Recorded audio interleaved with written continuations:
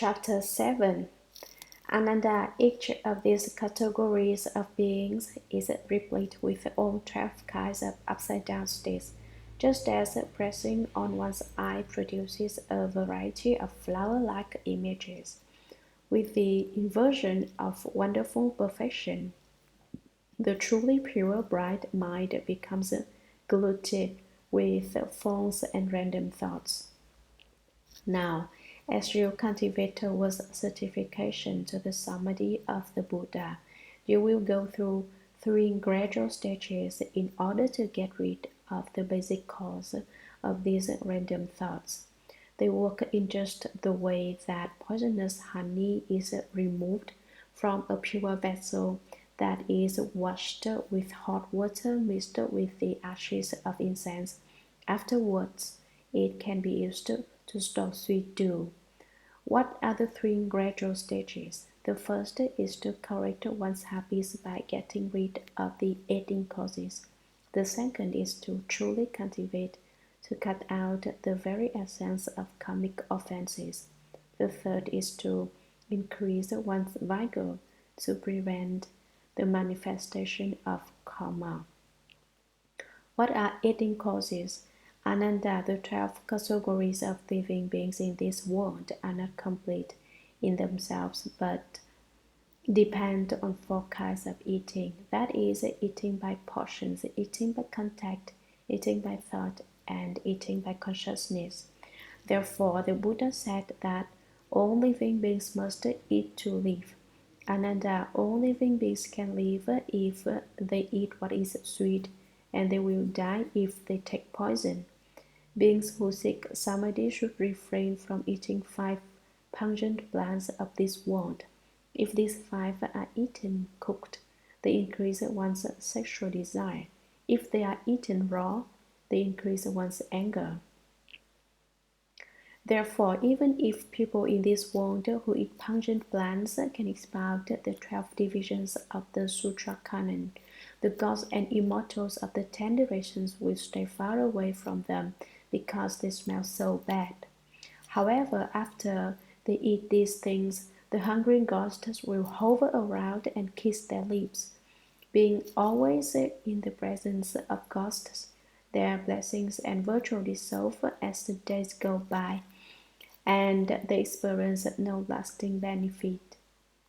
People who eat pungent plants and also cultivate samadhi will not be protected by the Bodhisattvas, gods, immortals, and good spirits of the 10 directions.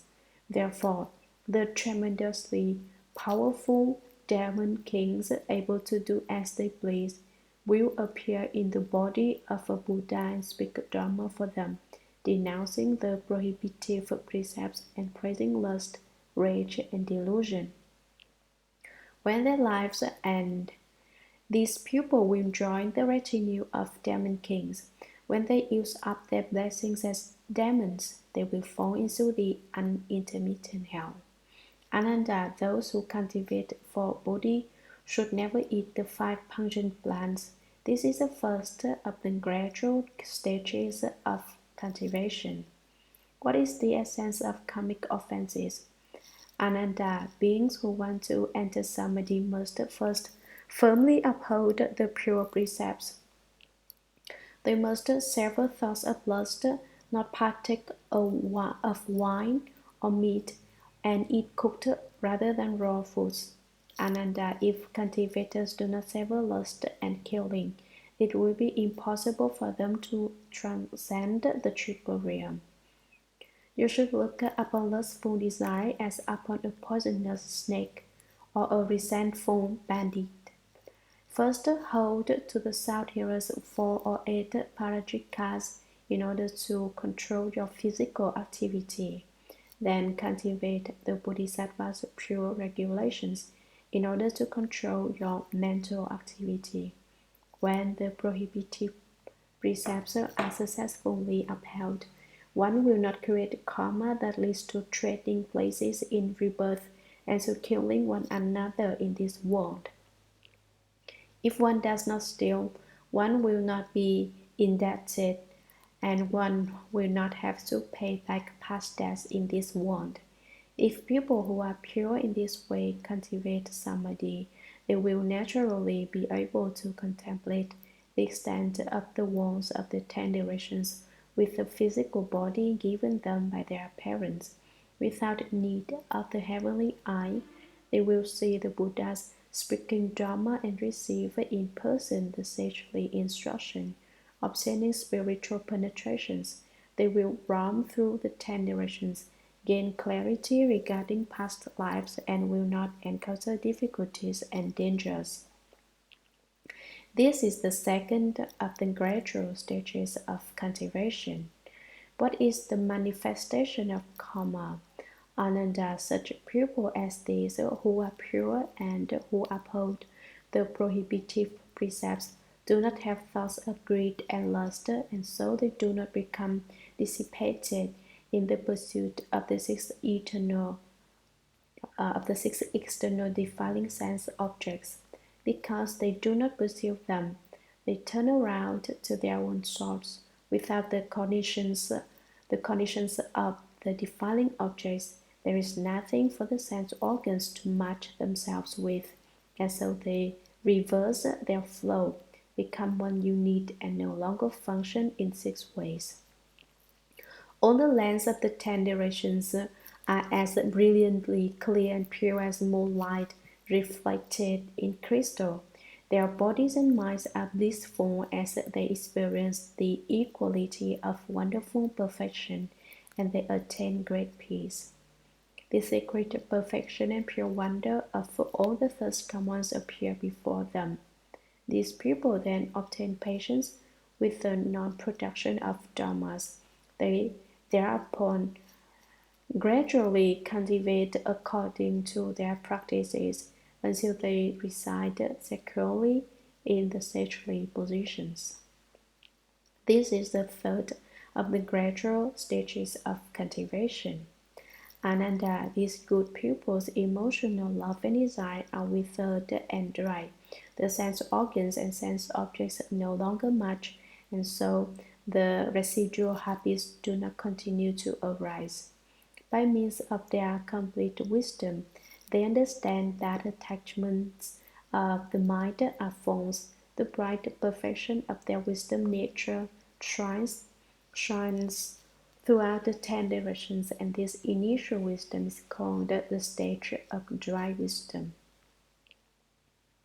Although the habits of desire are initially dried up, they still have not merged with the first common flow of Dharma water. Then, with his mind centered on the middle, they enter the flow where wonderful perfection reveals itself. From the truth of what wonderful perfection, there repeatedly arise wonders of truth. They always dwell in the wonder of faith until all false thinking is completely eliminated and the middle way is totally true. This is called the mind that resides in faith. When true faith is clearly understood, then perfect penetration is total, and the three aspects of skandhas, places, and realms are no longer obstructions. Then all the habits throughout innumerable compass of past and future, during which they abandon bodies and receive bodies, appear to them now in the present moment. This good pupil can remember everything and forget nothing. This is called the mind that resides in mindfulness. When the wonderful perfection is completely true, that essential truth brings about a transformation. They go beyond the beginningless habits to reach the one essential brightness. Relying solely on this essential brightness, they progress toward true purity. This is called the mind of vigo. The essence of the mind reveals itself as total wisdom. This is called the mind that resides in wisdom. As the wisdom and brightness are held steadfast, a profound stillness pervades. The stage at which the majesty of this stillness becomes constant and solid is called the mind that resides in samadhi. The light of samadhi emits brightness. When the essence of the brightness enters deeply within, they only advance and never retreat. This is called the mind of irreversibility. When the progress of their minds is secure, and they hold their minds and protect them without loss, they connect with the life breath of the first commands of the 10 directions. This is called the mind that protects the Dharma. Protecting their light of enlightenment, they can use this wonderful force to return to the Buddha's light of compassion and to come back to stand firm with the Buddha. It is like two mirrors that are set facing one another, so that between them the exquisite images reflect and enter into one another layer upon layer. This is called the mind of transference. With this secret interplay of light, they obtain the Buddha's eternal solidity and unsurpassed wonderful purity. Dwelling in the unconditioned, they know no loss or dissipation. This is called the mind that resides in precepts. Abiding in the precepts with self-mastery, they can roam throughout the 10 directions, going anywhere they wish. This is called the mind that resides in vows. Ananda, this good pupil, used honest expedients to bring forth those 10 minds. When the essence of these minds becomes dazzling and the 10 functions interconnect, then a single mind is perfectly accomplished. This is called the dwellings of bringing forth the resolve. From within this mind, light comes forth like a pure crystal, which reveals pure gold inside. Treading upon the previous wonderful mind as a ground is called the dwelling of the ground of regulation. When the mind ground connects with wisdom, both become bright and comprehensive. Traversing the 10 directions and without obstruction is called the dwelling of cultivation. When their conduct is the same as the Buddha's and they take on the demeanor of a Buddha, then, like the intermediate skanda body searching for a father and mother, they penetrate the darkness with a hidden trust and enter the lineage of the first come one. This is called the dwelling of noble birth, since they ride in the womb of the way and will themselves become enlightened heirs. Their human features are in no way deficient. This is called the dwelling of endowment with skill in means. With a physical appearance like that of a Buddha and a mind that is the same as well, they are said to be dwelling in the rectification of the mind. United in body and mind, they easily grow and mature day by day. This is called the dwelling of irreversibility. With the efficacious appearance of 10 bodies which are simultaneously perfected, they are said to be at the dwelling of a pure youth. Completely developed, they leave the womb and become sons of the Buddha. This is called the dwelling of a Buddha prince, of a Dharma prince. Reaching the fullness of adulthood, they are like the chosen prince to whom the great king of a country turns over the affairs of state. When this Kshatriya king's eldest son is ceremoniously anointed on the crown of the head, he has reached what is called the dwelling of anointing the crown of the head. Ananda, after these good men have become sons of the Buddha, they are replete with the limitlessly many wonderful virtues of the first come ones, and they comply and accord with beings throughout the 10 directions. This is called the conduct of happiness. Being well able to accommodate all living beings is called the conduct of benefiting. Enlightening oneself and enlightening others without putting forth Any resistance is called the conduct of non-opposition. So undergo birth in various forms continuously to the bounds of the future, equally throughout the 10 periods of time, and pervading the 10 directions is called the conduct of endlessness. When everything is equally in accord, one never makes mistakes among the various Dharma doors. This is called the conduct of freedom from deluded confusion. Then within what is identical, myriad differences appear. The characteristics of every difference are seen, one and all in identity. This is called the conduct of wholesome manifestation. This continues until it includes all the dust motes that fill up empty space throughout the 10 directions. In each and every mote of dust there appear the walls of the 10 directions, and yet the appearance of dust motes and the appearance of walls do not interfere with one another. This is called the conduct of non-attachment. Everything that appears before one is the foremost paramita. This is called the conduct of veneration. With such perfect fusion, one can model oneself after all the Buddhas of the 10 directions. This is called the conduct of wholesome Dharma. To then be pure and without outflows in each and every way in the primary truth, which is unconditioned, the essence of the nature. This is called the conduct of true actuality.